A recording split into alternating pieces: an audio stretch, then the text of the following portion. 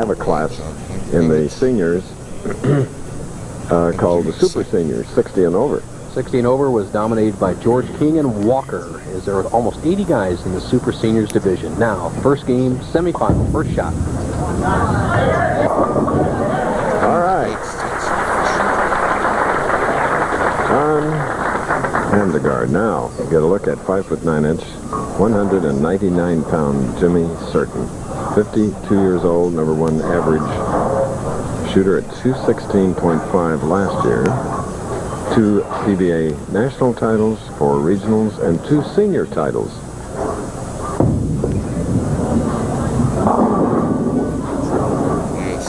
Seven. Certain sends it wide on the tighter lane. Pretty good shot. As you can see, Certain is one of the few power players really on the senior tour. As you see his profile, Jimmy came up as a throwback. In the 1960s, as you see, his position was a power player. Had to straighten that ball out in the 70s to be competitive, and now he's back to some power bowling in the 90s.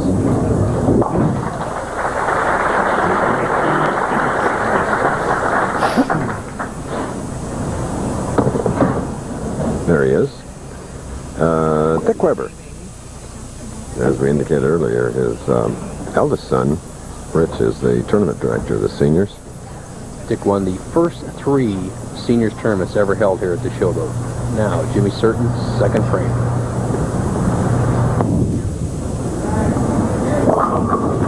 Jimmy crossing over, leaving the 3-6-10. Speaking of more of the Webers, Pete Weber to be married to Kim Schultheis on Thursday. This week, we wish him the best, and I'm sure Dick and family will be heading back to St. Louis for that ceremony. Pete, returning to the tour in the fall, is currently bowling's leading money winner, professional bowling.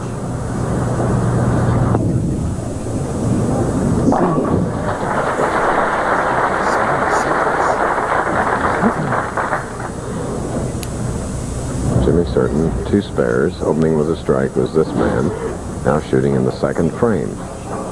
Handegard, well practiced. When he gets loose, has been fantastic. In his second championship, he averaged 242 in the TV matches. So he's loosened up after that first game win. Let's see what happens here. There it is again. 4-7, 4-6-7. Almost cost him the previous match, and he had tried to make it by getting the ball over here and sliding it over in this area, but my best way is to bounce it out. So let's take a look if he goes for the 4-7 or the 6. Percentage is the left corner.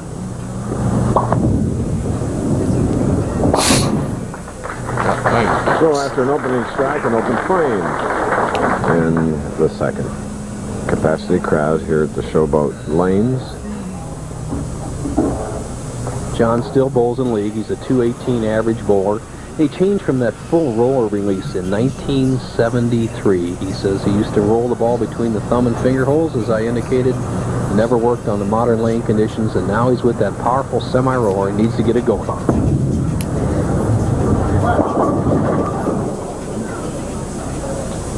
Good break there, leaving only the 4-7. The lanes are drying out. It's warm in Las Vegas, 100+ degrees outside. It's warm in the bowling center. The lanes are drying up. John must make a move on the approach. Move those feet a couple boards left and give the ball some room. Don't want to go high too often and give Certain a wide open start.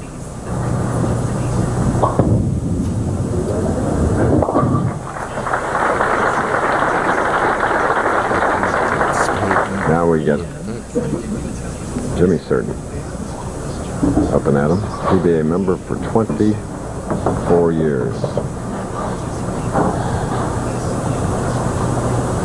Won the Showboat in 1989, which helped him to become the Seniors Bowler of the Year. See Jimmy's position. He'll drift slightly left and give the ball a lot of room.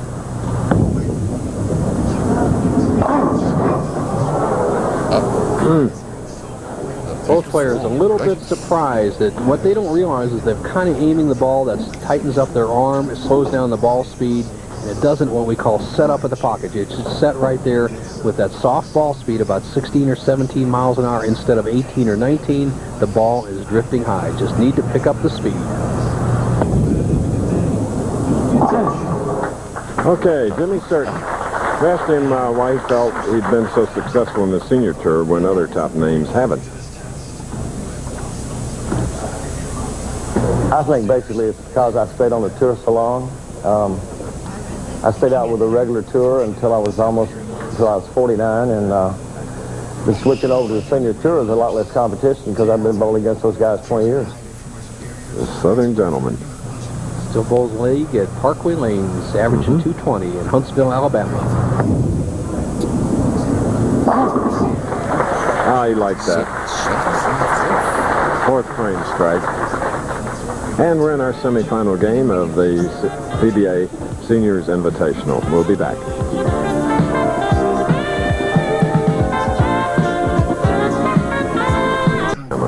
When we went away, his opponent, John Handegard, led by 7. He bowled in the 4th frame with a strike. 5th frame is 7-10. His second open in 3 frames, so Handegard trails by 5. Certain can increase his lead to 15 with a strike here in the 5th frame. And gets him, Bo. John Racinko, John, you got 2 tough, experienced players out there. Which player would you rather bowl in the semifinal or in the final match?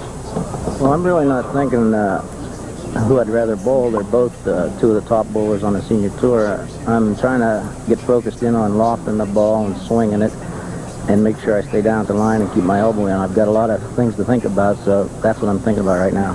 All right, 17,000 awaiting the winner. Chris will know in a few minutes. Back to you. Okay, the mailman, John Persena. And Jimmy Certain's high hit leaves 3-6, and he holds his head. He is wired for sound.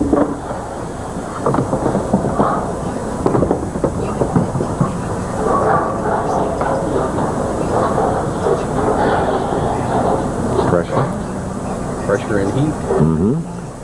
Evidenced by Jimmy Certain's forehead.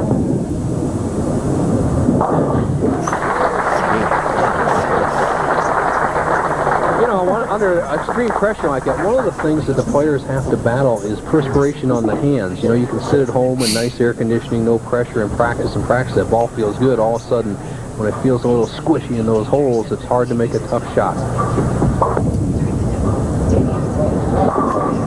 All right. And after 2 open frames in 4, John Handegard has come back with a strike in the 6th. Coming up next on Wide World of Sport, the final duel in racing's Triple Crown Belmont. And the Chrysler Triple Crown Challenge is a small field but a quality one. Hansel and Strike the Gold battling it out. Plus the American Championship Racing Series continues with the Nassau County Handicap, also live. So now, John Handegard, who won the previous game, has cut Jimmy Certain's lead to a mere 3 pins. We're at Showboat Lanes in Las Vegas. More after this.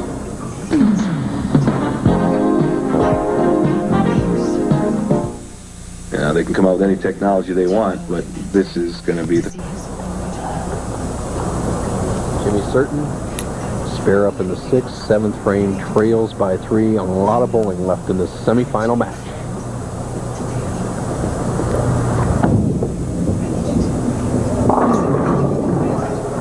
Two-pin. I was just talking with our statistician, touring player Butch Soper, saying how tough this right-hand lane is year after year after year. The ball hangs if you send it wide, as Certain just did, coming in light, leaving the 2-pin. And if you start it up towards the head pin to try to accommodate it, as maybe Tommy Evans did, or we've seen Handegard try, it runs high. So really the key lane is the right-hand lane. If you can hit that, you're on your way to the championship. So we've come here to do a seniors event. Looking in the audience, the tournament director for the PBA, Harry Golden, who lives in Las Vegas, has retired recently from that role which he fulfilled like perhaps nobody else could. He's here.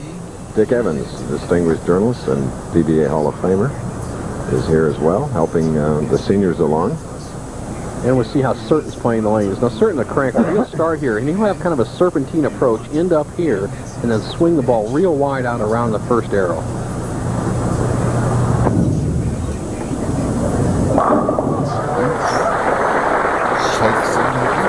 Powerful in the 8th frame, Jimmy Certain. Though I can't let this telecast end without praising the Desert Storm troops that are being honored today in Washington, is led by their general, Norman Schwarzkopf. And on Monday, ticker tape parade in New York City. We congratulate them. I believe everybody in this country feels the same, Chris. All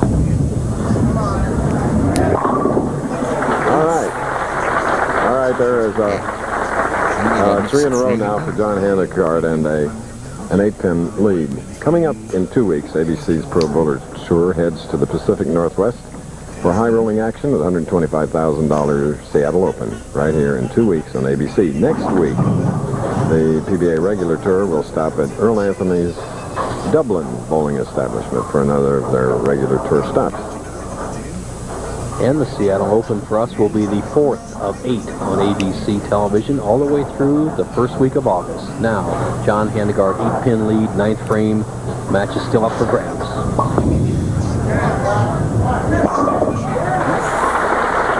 Boy, he throws some sweet shots there as his son Eric looks on in the 8th and 9th frames. He has really put the pressure on Jimmy Surtens, and once again, Surtens is up on the tough lane. This was the lane that was the undoing of Tommy Evans as he lost to Handegard, and so far it's been the trouble with Jimmy Surtens' game. He needs this strike.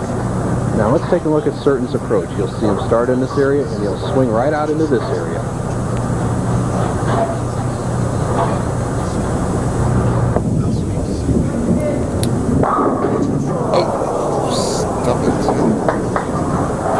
Disappointing. Wow. He had chosen to finish on the left-hand lane, and he struck every frame except twice on the left-hand lane, and if he had struck here, he'd had a chance to win the match. Throws it wide. Solid 10.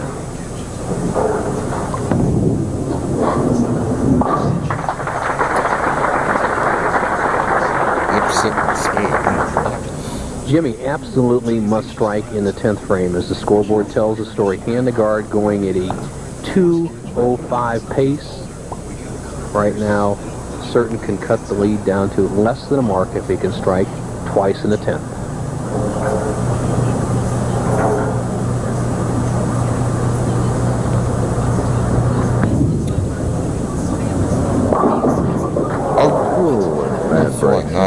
That's still Sutton's It fingers. seemed like Jimmy was into it on that shot. He almost like he had already lost the match, and it wasn't true. If he could have struck there, he'd have been in business. Now he's left the 4-9. He's quickly up to shoot. Cannot win the match. The final is going to be John Handegard and John Persina. All right, it's a 175. Very disappointing to Jimmy Surten with 2 senior titles, including the 1989 PBA National Invitational right here. Now, Handegard will be in the finals.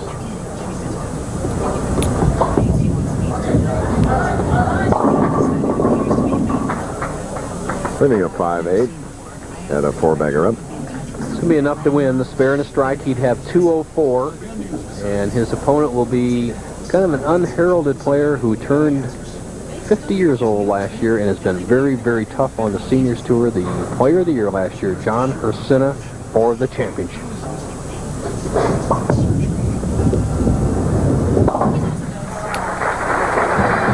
ABC Sports presentation of the Professional Bowlers Tour will return